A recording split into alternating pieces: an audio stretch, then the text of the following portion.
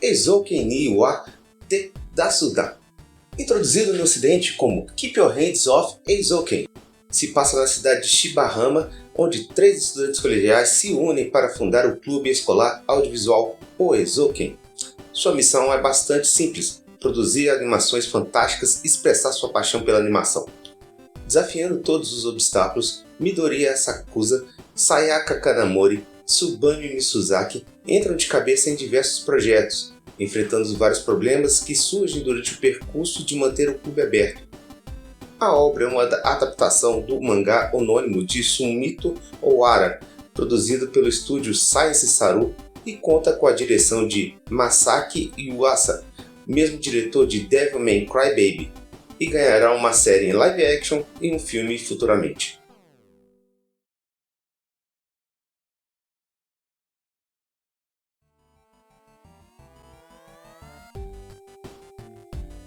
O Eizouken é uma adaptação de uma obra de mangá, e mesmo sem ter tido nenhum contato com o mangá, eu já posso dizer que o trabalho do estúdio aqui foi muito bom.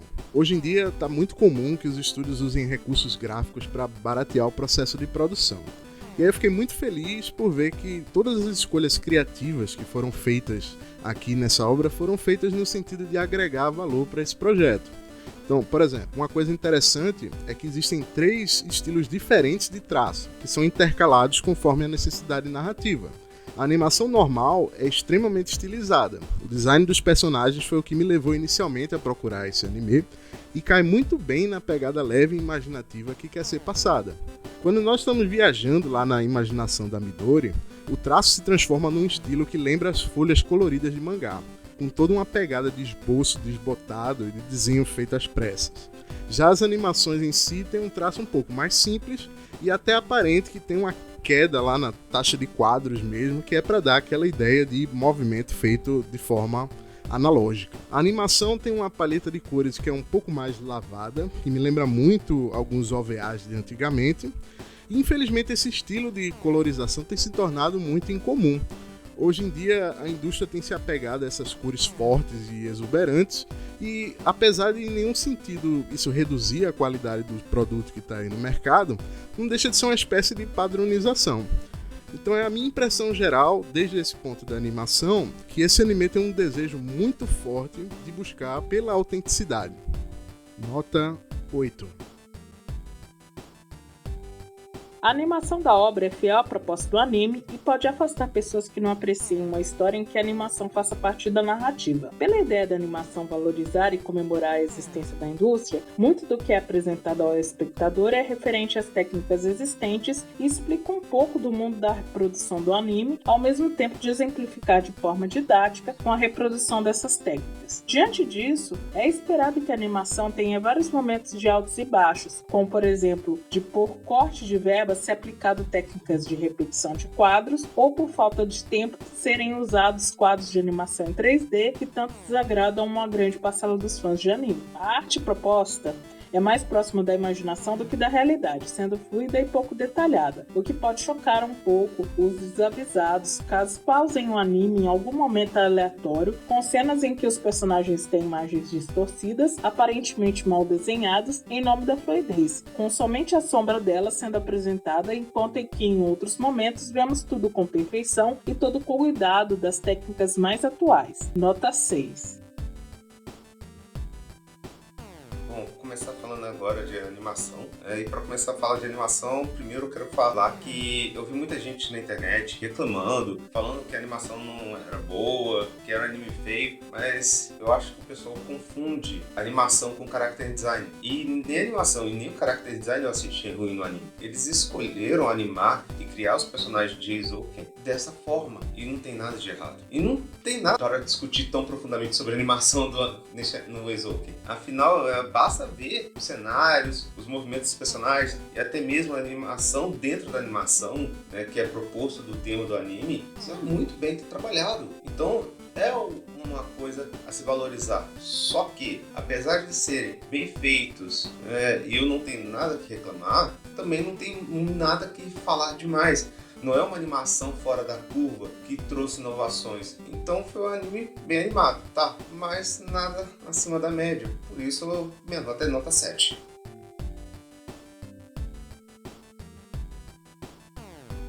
Com certeza salta muito aos olhos a abertura, que se chama Easy Breezy, que foi feita por uma dupla de rap chamada Kelmico.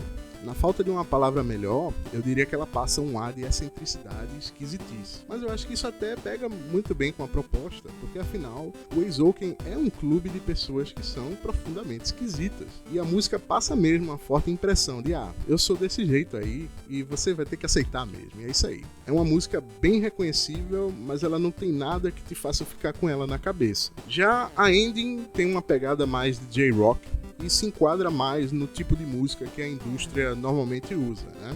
Tem até uma melodia bastante cativante, mas não é nada muito ousado como foi na abertura. No geral, as escolhas relativas ao som do Eizouken são sólidas, mas eu suspeito que não tem nada muito marcante, nada que vá ficar na memória das pessoas. Nota 8.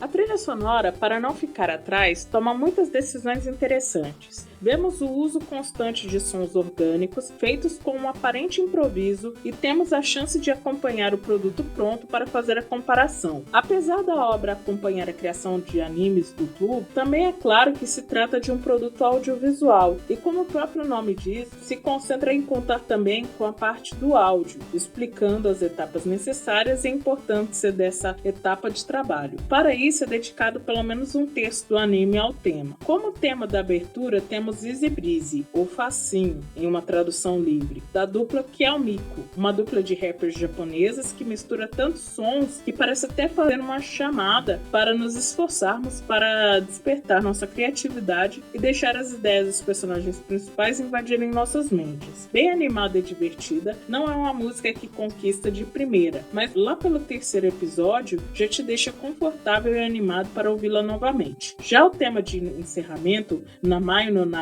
Ao, ou O Monstro Sem Nome, da banda Kami-sama Bokuwa Kuzuite Shimata, é uma música tranquila que realmente vai encerrar todo o pico de criatividade e hiperatividade que o anime propõe. Nota 6. Bom, agora falando um pouco de trilha sonora, sobre a abertura, eu gostei bastante da música e principalmente da dancinha que as personagens apresentam ao longo da abertura.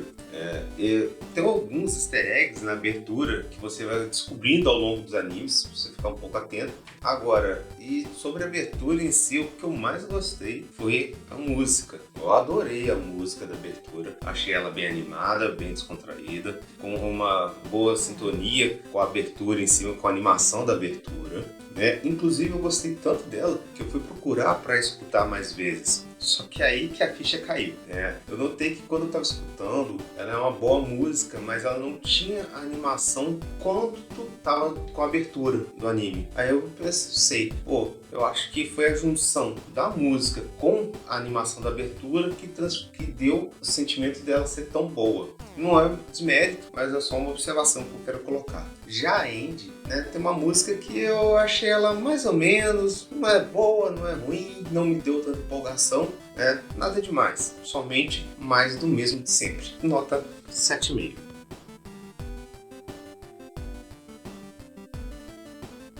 A construção de mundo é o ponto onde o Eizouken começa a se perder, na minha opinião. Tem um monte de potencial não explorado aqui. Por um lado, a gente tem um cenário urbano muito interessante, é como se eles tivessem construído uma cidade inteira dentro de um complexo industrial. Ela é cheia de canos, tem um silo cheio de material orgânico, vários geradores, concreto para todo lado. Inclusive, esse é um gancho que é aproveitado no terceiro arco do anime.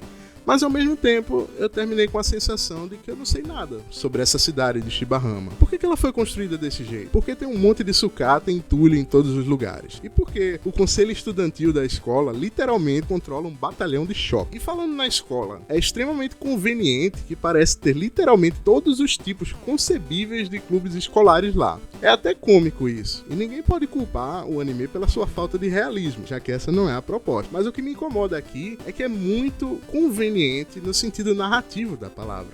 A escola não só tem equipamento analógico de produção de anime estocado lá em algum depósito não sei onde, como também tem um clube de áudio com uma biblioteca completa de sons e efeitos. O problema não é que isso não é realista, mas que contribui para o grande problema desse anime, que eu vou falar mais adiante quando a gente estiver analisando os personagens e o enredo. Nota 7. O mundo de Eizouken é um mundo divertido que lembra muito as viagens na imaginação de lugares normais para criança, com bases secretas e lugares proibidos em desafios que só a imaginação pode fazer acreditar. A cidade de Shibahama é incrível e cheia de entradas, túneis, passagens secretas que despertam ainda mais a vontade de passear por tudo, chegando a ser cansativo o fato de nunca sabermos e conseguirmos acompanhar mentalmente aonde os personagens vão. Muitas vezes me peguei na desconfiança que esse mundo que nos é apresentado não existe, a não ser na cabeça de uma das garotas, principalmente algumas cenas que apresentam algo totalmente normal quando a trama está sobre a perspectiva de outros personagens, o que aumenta a desconfiança de estarmos totalmente imersos no mundo criativo de uma das meninas. Nota 4. Vou dizer que fiquei bem indeciso sobre essa questão. O mundo, no caso, é a cidade onde se passa o anime. Foi bem construída. Tem boas animações, dá para poder entender que tem pessoas vivendo naquela cidade, tem situações, tem um mundo que gira fora do anime, dá para poder ver que é bem construído. Só que é uma cidade só, não tem nada demais. Eles conseguiram dar a vida à cidade bem, mas nada demais. Um ponto que eu achei bem interessante dessa construção de mundo, tá? Foi quanto eles conseguiram fazer com que os personagens, os 3 personagens, descobrissem um novo local e um local novo para elas e com isso apresentassem um novo local pra gente. Porque normalmente o quê? O personagem já conhece tal local e a gente vai descobrindo com ele e acaba muitas vezes tendo que ter aquela autoexplicação que o personagem está explicando do local para que nós possamos entender. Mas não, ali o personagem está descobrindo o local e nós acabamos descobrindo o local junto com eles. Uma crítica mais pesada minha agora em relação à construção do mundo é que nem todos os lugares ficaram claros onde estão localizados. Se é dentro da cidade, se não é uma cidade vizinha. Vou dar o exemplo de quando se passa o evento Comet A. Não vou falar o episódio aqui porque eu não quero dar spoilers, mas não tem local onde que se passa ele, né? Então por isso minha nota é 6,33.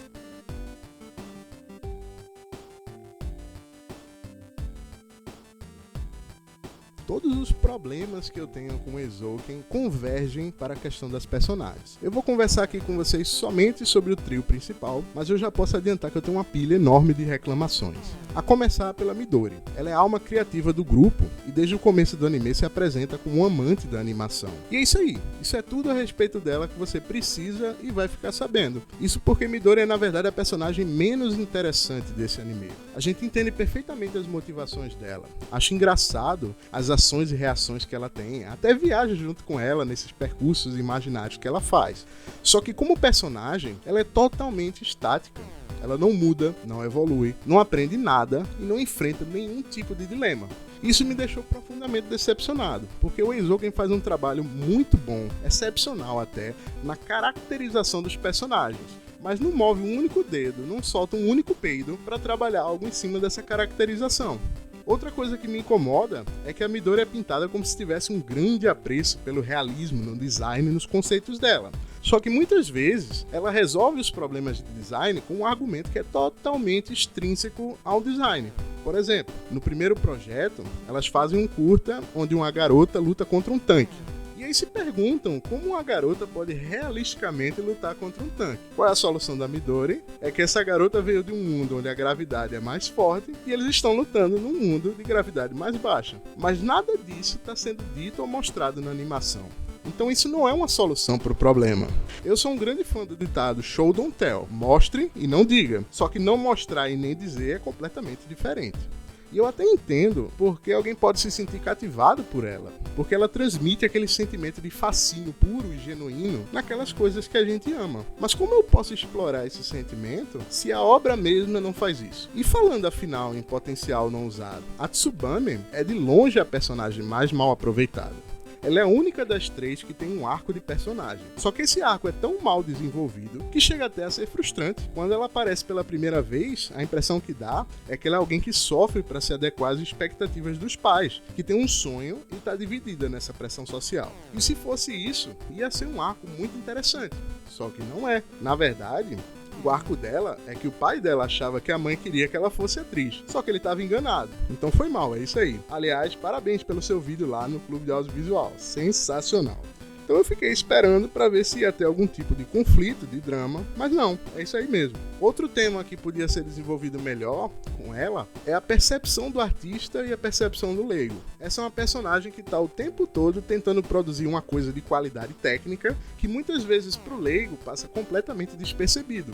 E tem algo de importante nisso. O artista não é importante só pelo que ele produz, mas também pela forma como ele enxerga o que ele e os outros artistas produzem.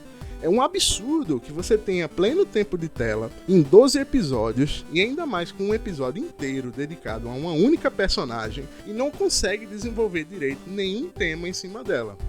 E tem a Sayaka, né? Ela tem a caracterização mais sólida das três. Inclusive, ela usa muito o honorífico Shi, que pelo que eu pesquisei é um termo muito formal, usado normalmente para pessoas importantes que você não conhece. Interessante, né? Você aprende uma coisa nova todo dia. Mas enfim, ela é interessante porque ela serve de contrapeso às aspirações artísticas das outras duas. E apesar do anime não trabalhar isso de maneira aprofundada, eu fiquei pensando bastante a respeito disso. Porque se você olhar para a história da arte, a arte sempre foi uma coisa que era adquirida por meio de valores monetários. Esse fenômeno de você fazer arte pela arte mesma é na verdade uma ideia muito recente na história da arte. E afinal, qual é o problema do artista querer fazer arte em troca de dinheiro? Isso diminui de alguma forma a arte, né? Isso transforma o artista de um personagem inocente numa espécie de mercenário? Bom, isso é só uma ideia que me ocorreu, mas já é muito mais do que o anime trabalhou em 12 episódios. Eu não tô falando isso pra diminuir o Eizouken, é na verdade pra dizer que ele podia ser muito melhor do que ele é. Talvez até o mangá desenvolva essas personagens mais adiante, só que o que a gente recebeu foi uma temporada de 12 episódios e ela deixa muito a desejar nesse sentido. Nota 5. O trio de protagonista, Asakusa, Kanamori e Mizusaki, cumprem bem seu papel de se complementando e agindo quase como se não existisse o resto do mundo. E é perceptível que, graças à interação social dessa união, é possível haver o desenvolvimento das personagens, enquanto ocorrem os mais diversos problemas acerca do clube. Eizouken, nesse ponto, não poupa suas protagonistas, mostrando suas virtudes e defeitos sem dó e sem se preocupar com o julgamento do público. Temos, primeiramente, Asakusa, que conduz a história com sua imaginação sem limites, que oferece a apresentação do mundo e mostra uma hiperatividade fora do normal. A fuga fica tão aparente e escancarada que chega a gerar desconforto em outros personagens em alguns momentos, principalmente em Kanamori. Sua imaturidade e dificuldade de falar não com os outros gera transtornos, defeito que a personagem se torna mais consciente com o passar do anime, se tornando mais responsável e conseguindo domar ao menos um pouco seus sentimentos de fuga e não pertencimento ao mundo à sua volta. Já Mizusaki é carismática e gentil, está sempre entrando no mundo dos absurdos de Asakusa, apesar de dar para perceber que ela mantém os dois pés no chão. Sua natureza gentil e ao mesmo tempo independente revelam sua vontade de seguir seus instintos e seu comprometimento com o projeto de forma que chega a preocupar quem assiste, enquanto Asakusa está sempre em fuga. Pode-se dizer que Mizusaki está sempre afundada no trabalho e se dedicando ao máximo ao projeto, a ponto de se desesperar com os problemas que acontecem e ser a mais teimosa das três, sem aceitar um não. Porém, apesar da boa cola de Asakusa e Mizusaki, não dá para ignorar que, enquanto uma é imaginação e a outra é emoção, Kanamori nos rouba a atenção com seu principal talento, o seu grande tato para os negócios. Fria, calculista, quase como uma antagonista do anime. Ela nos faz lembrar a crueldade do mundo, do porquê tudo é como é, e que, sem dinheiro, a roda não gira. Capitalista desenfreada, empreendedora nata, Kanamori rouba para si o protagonismo de Asakusa, colocando freios na sua imaginação e propondo as soluções mais engenhosas para os mais diversos problemas que ocorrem na produção do clube. Com certeza é a personagem que mais marca o anime. Outros personagens aparecem, porém poucos são relevantes, sempre aparecendo como consequência das ações das três protagonistas, e demonstrando que as garotas não estão realmente com a cabeça no mundo real, e sim mergulhadas em seus próprios mundos, e na produção das animações. Ainda é importante pontuar uma questão que é uma grata surpresa nesse anime, que é a questão da diversidade dos formatos de corpos e tons de peles dos personagens, quase que lembrando a todos que no Japão de hoje é um país que recebe as mais diversas culturas, e isso não é ignorado nos personagens secundários. Além do fato da obra se firmar na sexualização do corpo das suas protagonistas, indo em contramão de vários outros animes, dando mais ênfase para suas personalidades. Nota 8.2.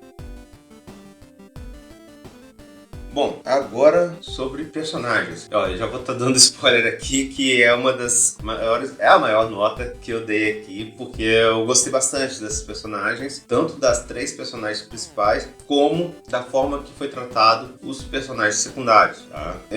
O que eu quero primeiro falar sobre a questão dos personagens secundários. Você pode ver que os personagens secundários, eles, de início, apareciam em certos grupos, por exemplo, o Conselho Estudantil. Só que ao longo do anime, né, você pode ver que ele, quando aparecia, já não aparecia mais todo o conselho, era uma parte dele. E já no final da temporada, já aparecia somente a secretária do Conselho Estudantil. Por quê? Porque ela representava o Conselho Estudantil. Não tinha necessidade tanto de trabalhar com todos os personagens secundários do Conselho Estudantil. Somente um personagem principal, assim, para que representaria todo o Conselho Estudantil. Isso teve com o diretor, teve com outros grupos mais. Agora, sobre as personagens principais. Achei que a construção delas foi normal, foi boa, mas, ao mesmo tempo, extremamente interessante. Porque essa normal e extremamente interessante, essa ambiguidade? Bom, normal porque teve uma construção que começaram, né, aos poucos, mas o que eu gostei foi a forma que eles conseguiram construir através de flashbacks, né? Conseguiram passar para o público, pelo menos passaram para mim, o porquê que cada uma é do jeito que é. E isso foi uma grata surpresa. Agora falando sobre as personagens principais individualmente, tá?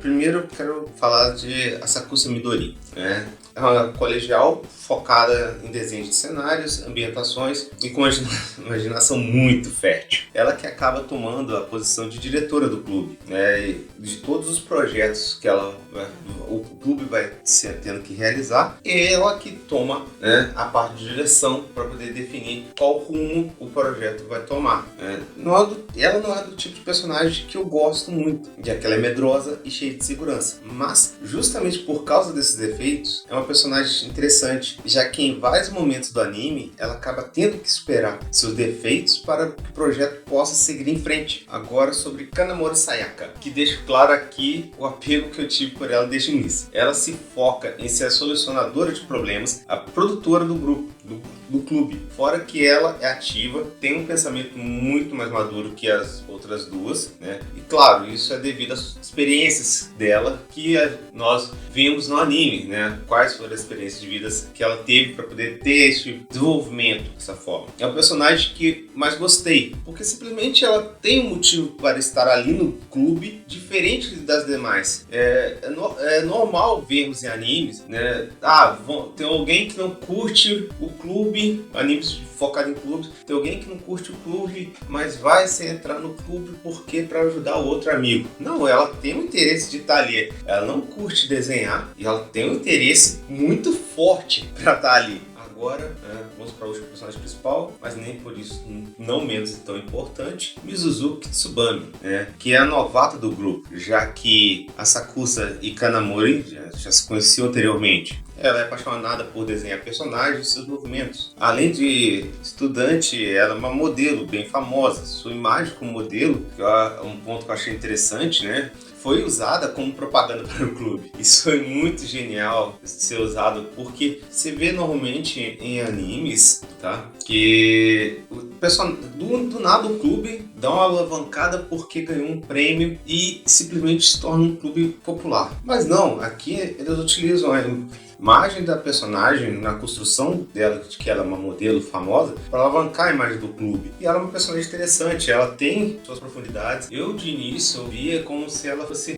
só uma patricinha, que é revoltadinha. Mas não, depois você vê que ela é uma personagem bem interessante. E legal ver qual é a história dela, né, principalmente com a avó dela. Eu achei bem interessante. Vale ressaltar também o trabalho da seiyuu de cada personagem, né? A seiyuu de Asakusa Midori, que é a Itou Sai, é uma novata, né? A Asakusa é a primeira personagem que ela trabalha. A seiyuu da Mizuzaki, que é a Matsuoka Misato, se não me engano, e que também tá trabalhando pela primeira vez. E por último, a seiyuu da Kanamori, né? Que ela já é uma seiyuu já experiente, fez diversos personagens, alguns bem famosos, como Hataka Kakashi, de Naruto, Alibaba Saluja, de Magi, a Kobayashi, de Kobayashi-san, de No Maid Dragon, que eu recomendo bastante, tá? Só deixo claro aqui. Mas, voltando, né? Claro que cada personagem, né, são complexas, tiveram sua construção muito boa e eles trabalharam bem. As seiyus conseguiram dar vida para esse personagem. Então eu falo, é um dos trabalhos melhores da obra, a construção dos personagens e também a vida que as seiyus conseguiram dar para esses personagens. Então por isso que eu dou a nota 9.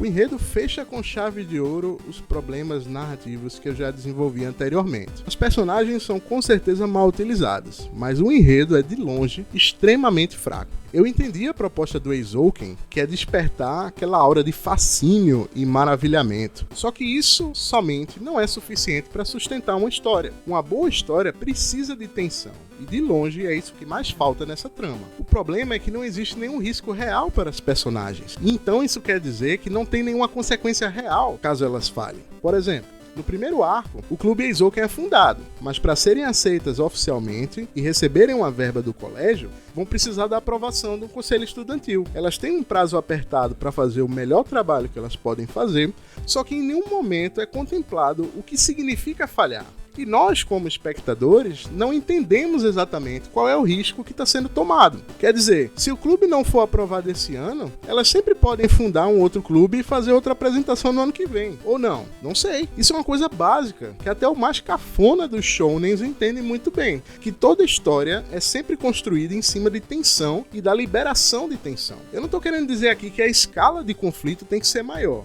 Não é que o clube do Eizouken precisa salvar o mundo ou participar de um torneio galáctico ou algo assim. Mas o anime precisa explorar a psicologia das personagens e, usando essa psicologia, transmitir para o espectador essa noção de tensão. Se não há risco, não há tensão. Então não há drama. É simples assim. Nota 4. O enredo da história é bem simples e um clichê dos animes. Eizouken é basicamente um anime de clube. Aquele anime em que sempre tem um grupo de estudantes que gosta muito de uma determinada área e decide montar um clube para isso. A abertura de início sempre é negada e sofre alguns problemas para tornar o clube realidade. Porém, após uma pequena resolução, ele se torna realidade e agora os estudantes devem lutar para manter esse clube aberto. No final do ano, ocorre uma apresentação no festival escolar que tem vários contratempos e no final comemoram que estão juntos. Bem simples. Porém, o trio de protagonistas, com sua personalidade forte e bem construída, trazem novos ares ao enredo. A Sakusa quer sempre fugir da trama óbvia, nos enchendo de ETs, saias, helicópteros e outras bizarrices. Mizuzaki sempre entra na onda de Asakusa ou mete a cabeça no trabalho e acaba sobrando para Kanamori puxar as duas de volta para o chão para cumprir os prazos e não fugir do escopo. Formado por 3 arcos principais, que ocorrem em 12 episódios, podemos dividir de forma em que os episódios 1 a 4 se tratam da criação do clube e da primeira animação das garotas para provar que o clube pode existir. Os episódios 5 a 8, com a primeira entrega e a apresentação do festival escolar, que ocorre de forma adiantada, para nossa surpresa,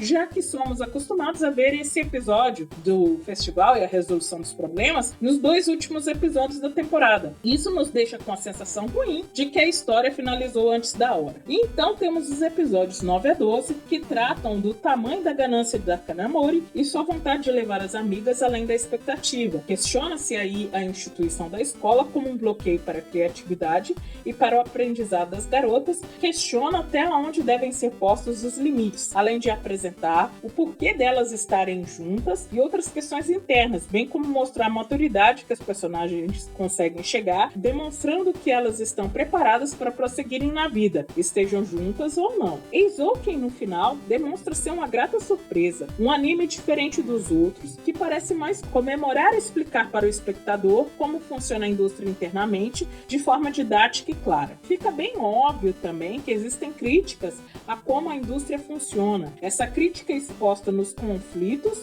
e disputas que as três personagens se envolvem, que também são conflitos que ocorrem em qualquer animação. A tendência a aceitar o que o cliente quer, ignorar a vontade dos artistas envolvidos e como é necessário muitas vezes se dobrar para cumprir com os contratos, prazos e expectativas do produto da animação. Apesar disso, é impossível ignorar que a vontade de contar todo esse contexto muitas vezes supera o entretenimento e a diversão entregue a quem assiste, tornando o anime um tanto cansativo e confuso. Nota 7.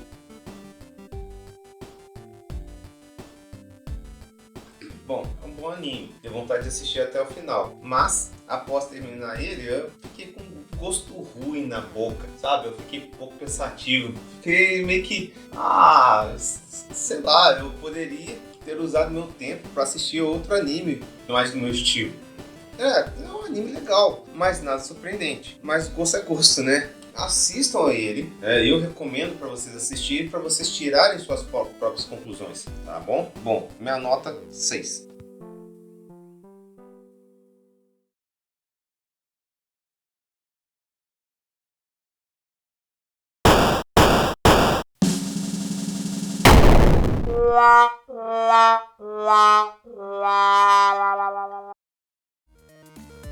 Estou vendo aqui que o pessoal do Rebite não gostou muito do nosso anime.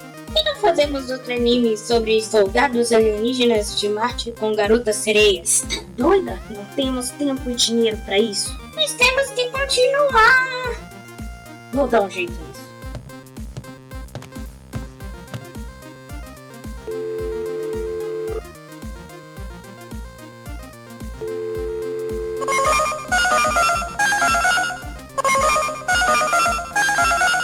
Após o sinal, diga seu nome e a cidade de onde está falando. Repite, boa tarde. Vocês já viram tudo. Vimos as suas notas. Não gostamos nada disso. Cadê o nosso dinheiro? Que dinheiro? Nosso cachê está no contrato. Que dinheiro o quê? Tá achando que tá fácil ganhar dinheiro assim? Vai trabalhar, minha filha, vai. Não enche o saco não.